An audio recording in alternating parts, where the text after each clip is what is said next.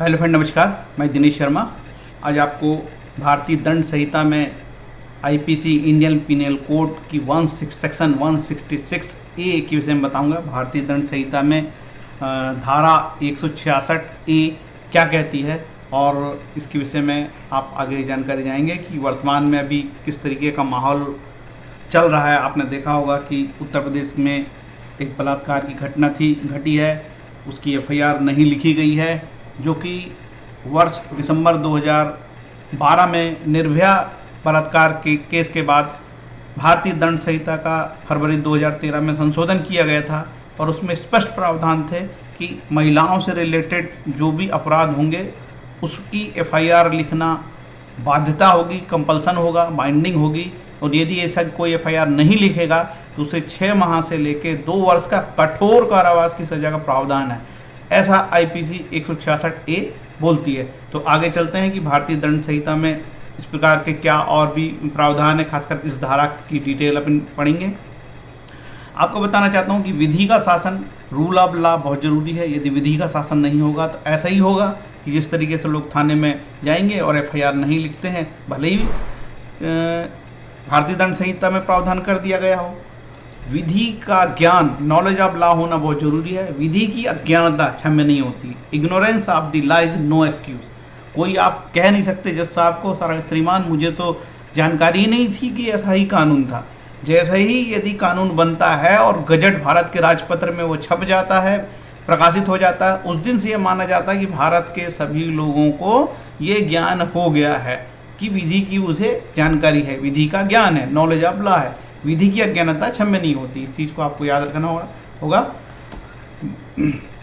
काम की बात हमेशा आपको ध्यान से सुनना होगा, ध्यान रखना होगा। ज्ञान की बात को की नॉलेज रखना होगा, तभी आपकी जानकारी बढ़ेगी। आपने देखा होगा कि दिसंबर 2012 में दिल्ली गैंगरेप हुआ था, ठीक है, कि ये घटना 16 दिसंबर 2012 की थी। रात को 9:45 पर दिल्ली में मुनिरका में जो है 4-5 लोगों ने मिलकर एक ज्योति नाम की लड़की का बलात्कार किया था, ठीक है। वो केस सारे भारत के लोग जानते हैं और उनमें अभियुक्तों को सजा भी हुई थी, जिसमें उनके नाम मुकेश सिंह, विनय शर्मा, मोहम्मद अफरोज, पवन गुप्ता, अक्षय ठाकुर, इस तरीके से नाम थे। इसकी जानकारी आपको विकिपीडिया में भी मिल जाती है कि ये भयानक खतरनाक प्रकार की घटना काम था, जिससे कि पूरा देश हिल गया था। लोग घबरा गए थे और महिलाएं को लेके बहुत चिंता हो गई थी और पूरे देश में हड़ताल हो गई थी। एक प्रकार से धरने, प्रदर्शन, मोमबत्ती जलाने की बाढ़ सी आ गई थी, ठीक है। तो इसके बाद सरकार ने घबरा के क्रिमिनल लॉ अमेंडमेंट एक्ट लाया 2013 में और बहुत सख्त कानून महिलाओं के लिए बनाया था। इस बात के लिए सरकार की तारीफ करनी चाहिए। सरकार ने कानून बनाया और आज भी कानून है। वो अलग बात है कि कानूनों का पालन किसी स्तर पर नहीं हो पा रहा है। तो हम देखते हैं कि ये कौन सा कानून उस समय सरकार ने जो बनाया था, ठीक है। तो उसके लिए हम थोड़ा सा डिटेल में और जाते हैं, देखते हैं ये क्या कानून ये क्या है। कि धारा 166, मैं जो धारा बता रहा हूँ, धारा भारतीय दंड संहिता की धारा 166 के बारे में बता रहा हूँ कि धारा 166 का में क्या स्पेशल जोड़ा गया था। तो धारा 166 का की डिटेल आपको मैं बताता हूँ, आपको ध्यान से सुनना होगा। यहाँ स्पष्ट आपको दिख भी रहा होगा और उसको बड़ा कर देता हूँ थोड़ा कि आपको स्पष्ट दिखे। ये यहाँ तक है, ठीक है। धारा 166 का कहता है, लोक सेवक जो विधि के अधीन के निर्देश की अवज्ञा करता है। लोक सेवक से मतलब सरकारी कर्मचारी। पुलिस थाने में हम जाएंगे तो कौन मिलेगा हमको? पुलिस वाला मिलेगा जो सरकारी होगा। जो कोई लोक सेवक होते हुए, मतलब जो कोई सरकारी कर्मचारी होते हुए विधि के किसी ऐसे निर्देश की जो उसकी अपराध या किसी अन्य मामले में अन्वेषण प्रयोजन के लिए किसी व्यक्ति की किसी स्थान पर उपस्थिति की उपेक्षा की जाने से प्रतिषिद्ध करता है। अब निश्चित रूप अपराध का मामला है तो पुलिस ही है, पुलिस थाने में ही जाएंगे हम अपराध की सूचना लेके। जानते हुए अवज्ञा करता है कि हम पुलिस थाने में गए और वो इग्नोर करता, हमारी शिकायत नहीं लिखता है। ऐसी किसी रीति को जिससे वह ऐसा अन्वेषण करेगा, विनियमित करने वाली विधि के किसी अन्य निर्देश की किसी व्यक्ति पर प्रतिकूल प्रभाव डालने के लिए जानते हुए अवज्ञा करेगा। दंड प्रक्रिया संहिता 1973 की धारा 154 की उपधारा 1 के अधीन और विशिष्टतया धारा, ये विशिष्टतया धारा मतलब भारतीय दंड संहिता की धारा 326 का, 326 खा, धारा 354, 354 का और 354 खा गा घा 370 और धारा 370 का 376 376 का घा गा घा और डा या धारा 509 के अधीन दंडनीय संज्ञेय अपराध के संबंध से दी गई किसी सूचना। अब इन धाराओं में, इसमें अधिकतर धाराएं जो है, सभी धाराएं महिलाओं से संबंधित है। 354 में सेक्सुअल असॉल्ट है। अब मैं बताता हूँ 326 का और 326 का में क्या होगा। इसमें किसी महिला के ऊपर जो तेजाब फेंका जाता है उससे संबंधित है। यदि कोई थाने में महिला जाती है और वहाँ पे जो भी थाने में संबंधित व्यक्ति जिसकी ड्यूटी रहती है वो आपकी शिकायत नहीं लिखता है तो क्या होगा, यह धारा 509 के अधीन दंडनीय संज्ञेय अपराधों के संबंध में उसे दी गई किसी सूचना को लेखबद्ध करने में असफल रहेगा, मतलब नहीं लिखेगा आपकी एफआईआर। वह कठोर कारावास से जिसकी अवधि 6 मास से कम की नहीं होगी किंतु जो 2 वर्ष तक की हो सकेगी दंडित किया जाएगा और जुर्माने से भी दंडित होगा। कठोर कारावास बोल रहे हैं, ठीक है। भारतीय दंड संहिता कहती है कि ऐसे व्यक्ति को कठोर कारावास की सजा होगी, ठीक। अब ये तो लिख दिया। अब आपको ये भी पता होगा ये धारा कौन कौन सी है, जो इसके विषय में भी जानकारी होना चाहिए आपको कि कौन कौन सी धारा की मैं बात कर दिया। इसकी जो जानकारी दी गई है वो दी हुई है दंड प्रक्रिया संहिता में, और भी डिटेल बताया है इसके विषय में, इस धारा के विषय में। आगे मैं आपको बताता हूँ। ये यहाँ से चालू होती है। ये जो मैं बता रहा हूँ और पढ़ रहा हूँ ये भारतीय दंड प्रक्रिया संहिता है। भारतीय दंड प्रक्रिया संहिता अलग है और भारतीय दंड संहिता अलग है। भारतीय दंड संहिता कैसे काम करेगी, उसका क्रियान्वयन कैसा होगा, इम्प्लीमेंटेशन कैसा होगा, उसके लिए एक नई किताब बना दी गई है जिसे बोलते हैं भारतीय दंड प्रक्रिया संहिता, ठीक है। ये संहिता की धारा 154 में दिया है, संज्ञेय मामलों में इतला।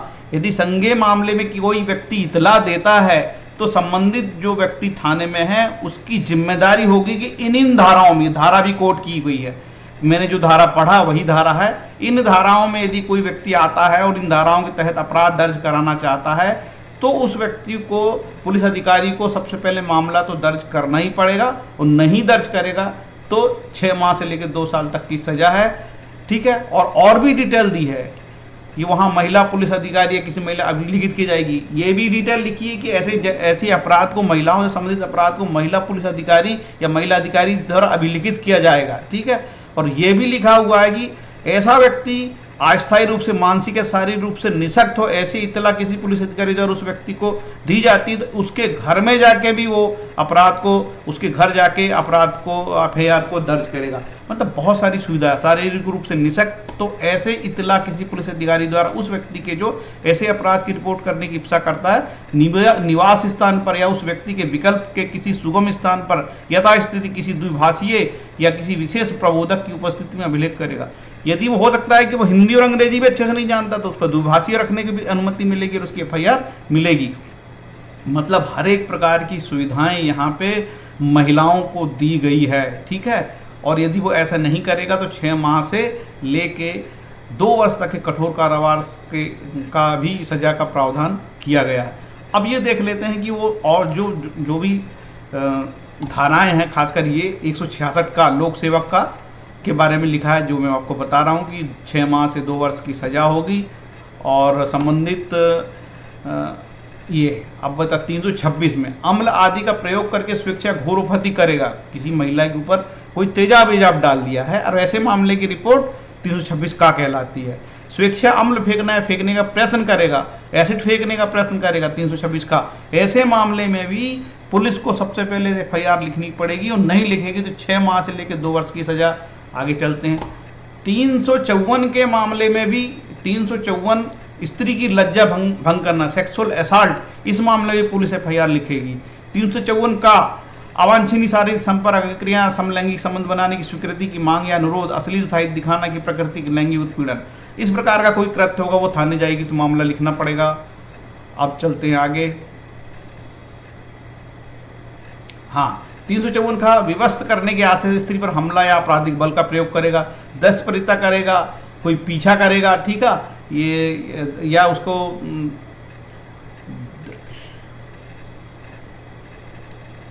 पीछा करेगा तो एफआईआर लिखनी पड़ेगी, ठीक है। इसके बाद व्यक्ति का दुर्व्यापार या बेचने की कोई घटना महिलाओं के, उसमें भी लिखना पड़ेगा एफआईआर। 354 में वायरिज्म लिखा है। वायरिज्म का मतलब होता है पीछा करना। वायरिज्म का मतलब होता है दृश्य परिता करना, ठीक है। और पीछा करने का मतलब होता है स्टॉकिंग। 354D बलात्कार। बलात्कार के मामले में कोई जाएगा तो पुलिस को FIR लिखनी पड़ेगी, नहीं तो 6 माह से 2 वर्ष तक की सज़ा है। बलात्कार के मामले में 7 वर्ष की सज़ा है। मैं सज़ा के विषय में नहीं बता रहा हूँ, मैं आपको ये बताना चाहिए कि FIR लिखना कितना ज़रूरी है। 376 रेप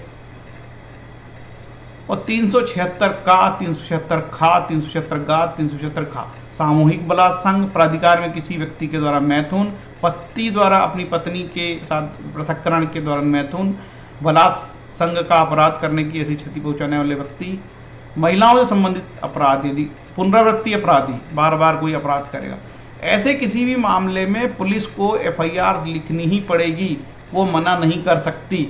ये खास बात हमने आपको बताया। निश्चित रूप से ये बात आपको अच्छी लगी होगी। बात छोटी है लेकिन है काम की बात। आपको ये मालूम ही नहीं होता कि भारतीय दंड संहिता में कितने सारे प्रावधान महिलाओं के हित में बताए गए हैं। तो आपको विधि का ज्ञान होना चाहिए, विधि की अज्ञानता क्षम्य नहीं है। निश्चित रूप से मेरा ये वीडियो आपको कैसा लगा आप बताइए, फिर लाइक करिए, शेयर करिए और प्रेस द बेल आइकॉन, जो घंटी है उसमें बटन दबाइए, जिससे कि आपको नोटिफिकेशन मिलता रहेगा और इस प्रकार से नई नई जानकारी आपको मिलती रहेगी। Thank you.